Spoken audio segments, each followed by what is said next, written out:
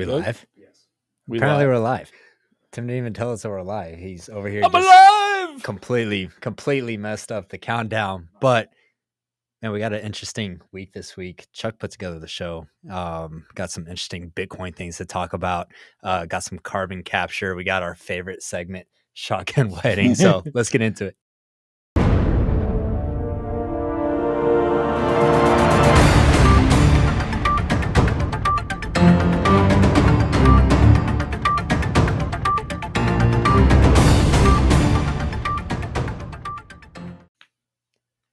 All right, first segment for today's show.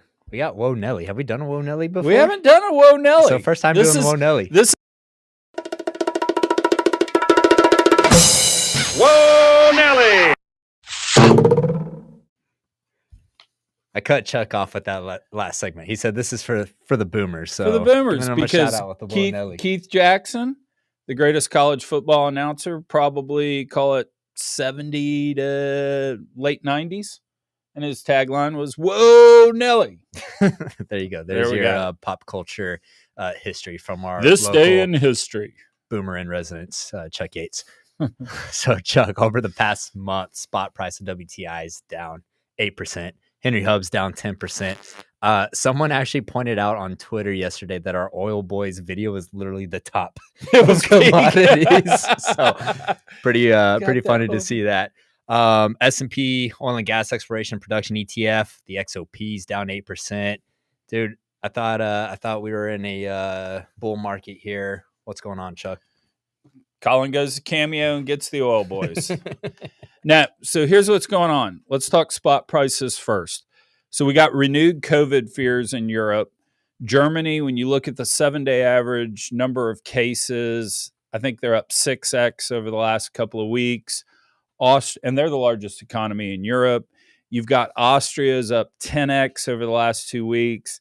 They've actually gone back into lockdown. They've actually mandated vaccinations for everybody now. We've seen video this weekend from the Netherlands where they're protesting possibilities of more lockdowns. So we got renewed COVID fears, as well as we've always got Fauci out there saying COVID's coming. So there's a little worry that we see COVID spikes in North America in the winter. Second thing you got going on is you had Woody or Whitney Biden on the Strategic Petroleum Reserve. He announced it this morning. He's going to release 50 million barrels of oil. And of course, oil's up 1.5%, 2% this morning on. Yeah. Sure, great. Thanks. Now we at least know how much you're going to do. He brought some other countries into it. I think India is going to release 5 million barrels. So we're seeing release of barrels. That's going to add to supply, but we can discuss whether that's going to matter or not. What happened on the gas front is a couple of weeks ago, Russia made these vague promises to replenish storage in Austria and Germany. That's not a short-term fix, but a longer-term fix. But they've at least made noises about, hey, we're going to get you your gas this winter. But the biggest thing that's happened is just weather's been milder. When you were out and Pickering sat in here, we were talking about colder than expected winter. Yeah. And so far it's been warmer, and it appears that it's going to run that way through Thanksgiving. So that's what's happening with the spot prices. What's pretty interesting, though, is if you look at the 48-month strip for oil, it's actually up 3% over the last month.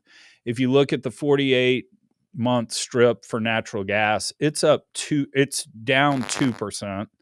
So what I've always found weird about this, and it's been my whole career, is stocks trade with the front month price, but at the end of the day, they're 40 years of cash flow. So why they're not trading with longer term strip data? No idea why, but that's what's going on. That's always just gone on.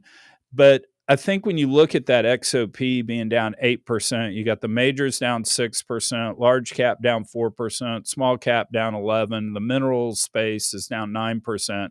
Here's what's going on. Energy's been on a run this year. If you're a long-only energy hedge fund manager, what are you doing? You're selling right now, locking in your gains so you can actually pay some carry this year. You haven't paid carry in years. So this is like, holy shit, we're up. Let's cut it down before Thanksgiving. So I think that's what you're seeing. So I think kind of what this muddy data tells you is the long-term bull case is still in effect for oil. Gas, it's going to be weather dependent, although we're seeing record gas prices in Europe, like we've been talking about for the last month on this show. And I think in January, you see a run of people buying back into the stocks. They're just locking in their gains now. I mean, this is what I think is that there's a lot of FUD around oil and gas right now. If you look at, the news around Biden tapping into the Strategic Petroleum Reserve, I mean, the reserve can supply America for what, like 70 days or something like that. I mean, if that, it's not like we have this huge abundant supply of oil. And that's what do we use? We use 20 million barrels a day, and he's going to release 50. Yeah, so we got 2.5. Yeah, I'll see you Friday. Act like it's OPEC, flooding the market there, and then be interesting to see what happens with demand in relation to COVID lockdowns. I mean, what's happening in Austria is just clown roll, right? I mean, 66% of the population's vaccinated, and yet they're saying, hey, mandatory vaccinations and mandatory lockdowns. But you see the videos across the world, just like you said in the Netherlands, like people are tired of the shit. So, are lockdowns actually going to happen in the majority of countries? I don't think so, but we'll see. And even if they do, that's going to be short-lived, right? You're talking a few months. Yeah.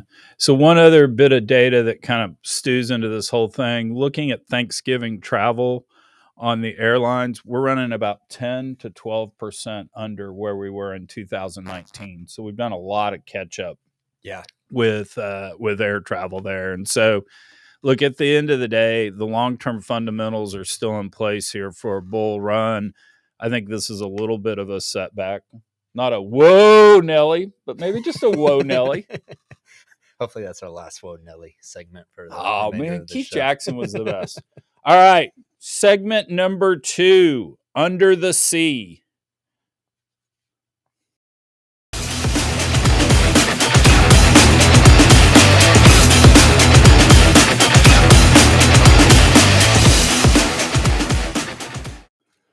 All right, first time we're doing Under the Sea. And by the way, I love that fish flying.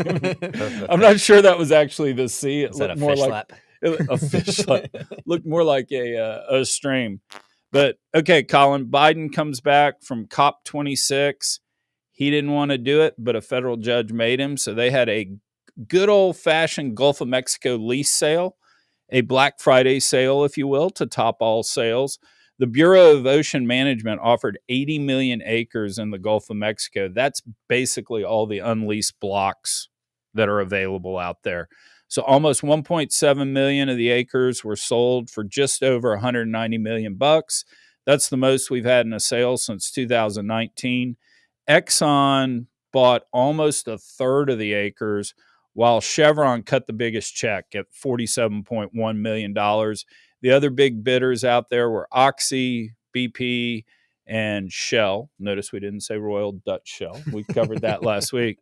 So, Collin, what's out there under the sea? Yeah, I think one interesting thing from that was you mentioned that Exxon purchased nearly 1/3 of the acreage, and there's some speculation that may be used for a carbon capture project, kind of track some of their onshore infrastructure that they have. And they hinted at that back in April. So be interesting to see if they use that for CCS in the future, tie in some of that offshore acreage to some of their onshore infrastructure as well.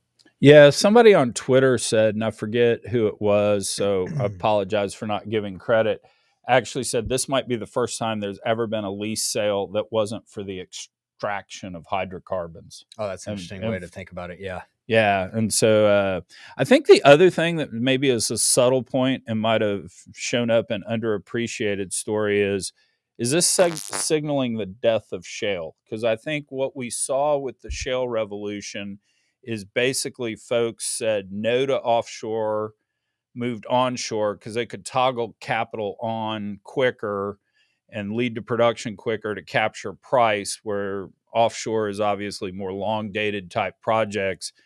Is this screw shale? And we talked about that in our last show, talking about the offshore drillers. And, I kind of started getting that, the butterflies in my stomach. It's like, oh, is this the time to go bullish offshore drillers? And don't know if I can bring myself to Buy the dip. Yeah, I'm still buying the dip 10 years later. But it could very well be. And I mean, when you look at Shale, Shale's just got limited inventory, right? And you look at some of the long-term projects offshore that could start seeing some of the capital flow back to those. A broken clock's right twice a day, Collin. You got this, man. You got this. All right. It's time for my favorite part of the show, shotgun wedding.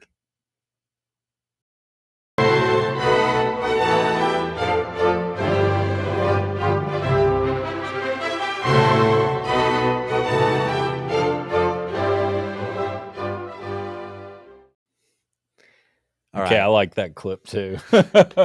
Chuck, I think you like all your clips that you make. Sometimes I like my clips twice a day. So this isn't the best use case of shotgun wedding that we've ever had. It's a little forced. Yeah, it's a little forced. But while we're talking about Exxon, word on the street is that they have targeted their Barnett natural gas assets for sale. Property consists of 2,700 wells covering 182,000 acres and were said to produce approximately 227 million cubic feet of gas per day the first half of 2021. So industry estimate that the property could fetch $400 to $500 million. Chuck, what do you think about the Barnett? I don't think, have you seen any big Barnett sales? Lately? I'd have to go think. But Exxon took a 19. I think BKV bought was it Devon's assets in the Barnett? Yeah, sometime within the last year. That's the only one I remember. Yeah, no, that's right. So Exxon, they took a $19 billion write down on its natural gas portfolio in 2020. And that's what happens when you pay over $40 billion for XTO in 2009. And literally natural gas prices have done nothing but kind of tanked since then. It was funny. Our friend Ethan Bellamy called it at the time the Time Warner AOL deal of the energy business. And when Rex Tillerson said in 2015, yeah, we may have missed it by a year or two, Ethan published a research report that said, nah, it might have been a decade or two that you missed it. But you're hearing all the right buzzwords out of Exxon on this, that, they're rationalizing their asset base. They're going to focus on Ghana, Brazil, and the Permian, and they're going to use this to pay down debt. I think they pledged to debt reduction of $15 billion earlier in the year. But the reason we put it under shotgun wedding is I have a sneaking suspicion that they're cleaning up for emissions. I mean, natural gas, methane leaks, all that sort of stuff, older, tireder production.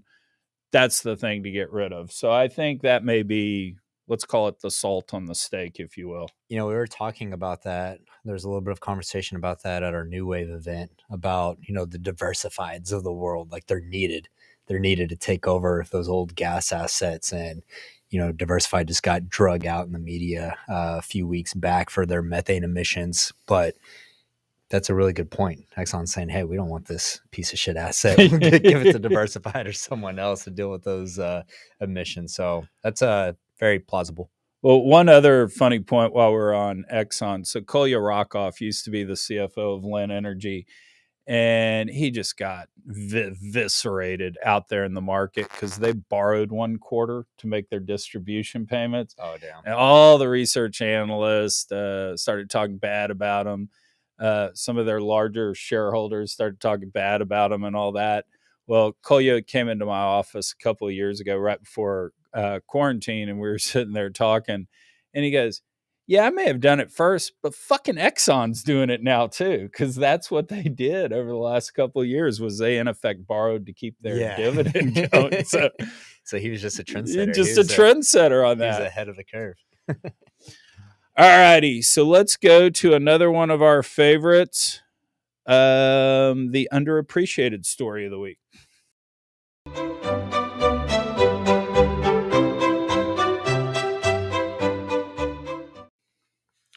All right, Collin, here's the underappreciated story of the week.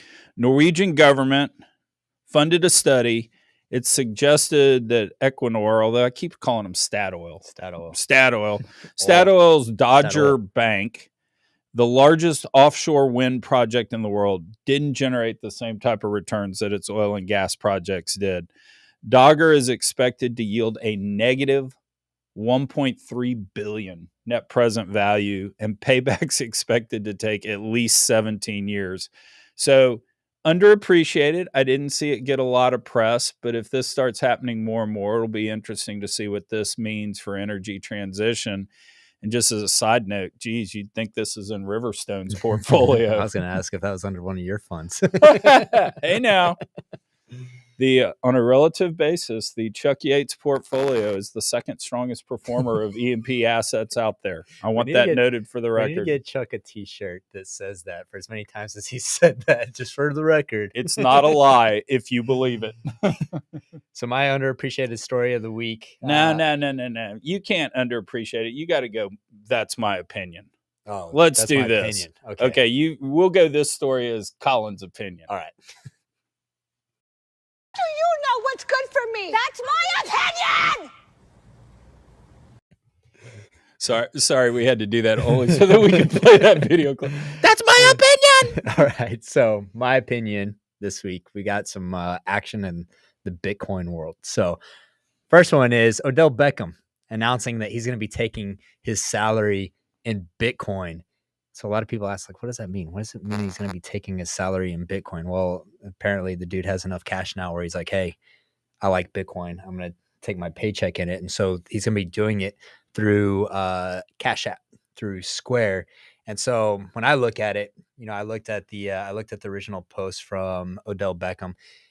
And, if you don't know Cash App and Square, founders, Jack Dorsey, also the founder, CEO of Twitter, the dude is extremely smart and he knows how to get people talking. I think that this is a promotional deal because when Odell tweeted it out, he's like, I'm also going to be giving away Bitcoin. Send me your cash tag.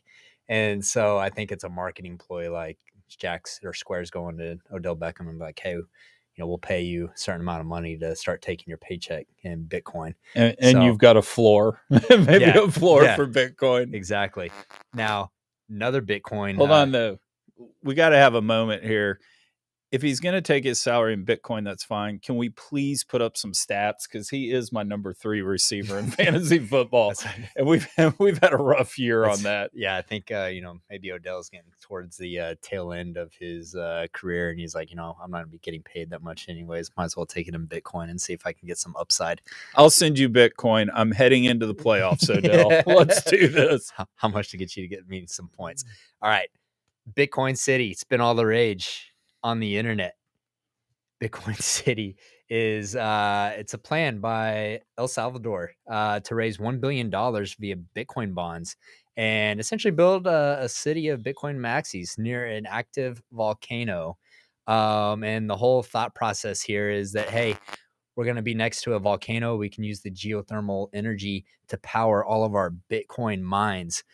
And so, one, I see this and my first reaction is, hey, have you guys never studied history and heard of Pompeii? Don't know if this is a good idea. Second thought is that this is a CIA covert operation to get all of the Bitcoin maxis to move near an active volcano and then just going to fucking wipe them all out. I think that's more plausible.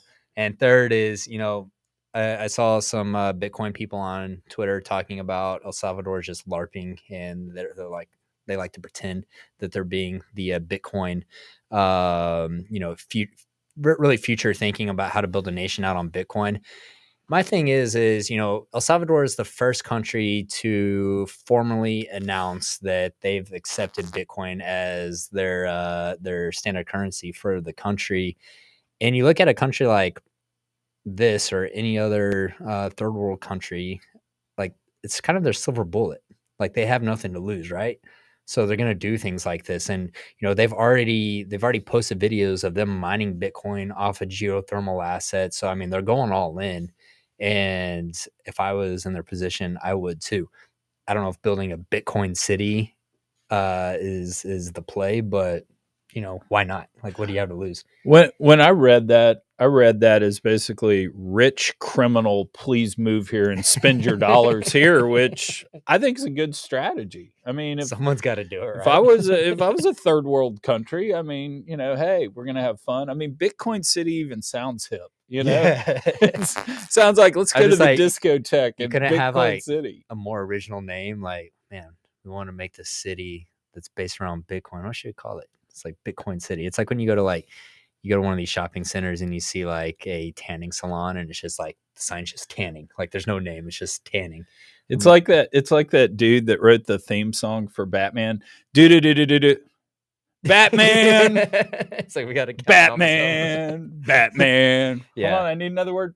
Batman. I don't know. I mean, I'll go to Bitcoin City to see what it's about, but if the idea is going to work or not. And I know they're doing the actual Bitcoin bonds. I think they're carrying it out through some Canadian company. Actually, I probably have it right here on my computer. Let's see if I can find their partner.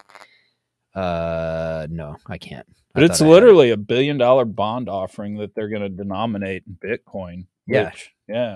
It'll be, I mean, the concept's interesting. We've been talking, you and I have been talking about, and my buddy JT have been talking a lot about staking Bitcoin and using assets to back it. And so to see the financial services and instruments that are built off of Bitcoin is, we talk a lot about hedging Bitcoin and what we see in with CME futures. So it'd be interesting to kind of track and see if they get any traction with a Bitcoin bond. And then if they do, what does that open up? Exactly. Can you imagine the tax write-off on the trip to El Salvador to do due diligence on Bitcoin bonds? Yeah, I think we'll have to do a due diligence trip just to go check it out. So, all right, before we end out the show, we're going to end it how we end every week with the finger of the week.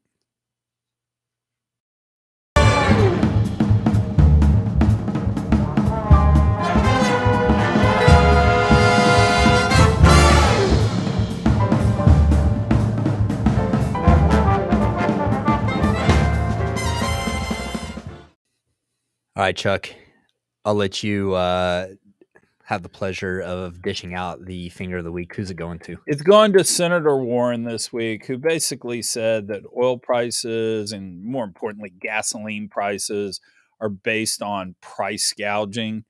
And the obvious retort there is, hey, when did you miss supply and demand class back in third grade? But even more so than that, it's like, if we could gouge, why don't we gouge when it's minus $37 oil? Well, I would have gouged and I would still have a job. That's exactly what John Arnold said over on Twitter.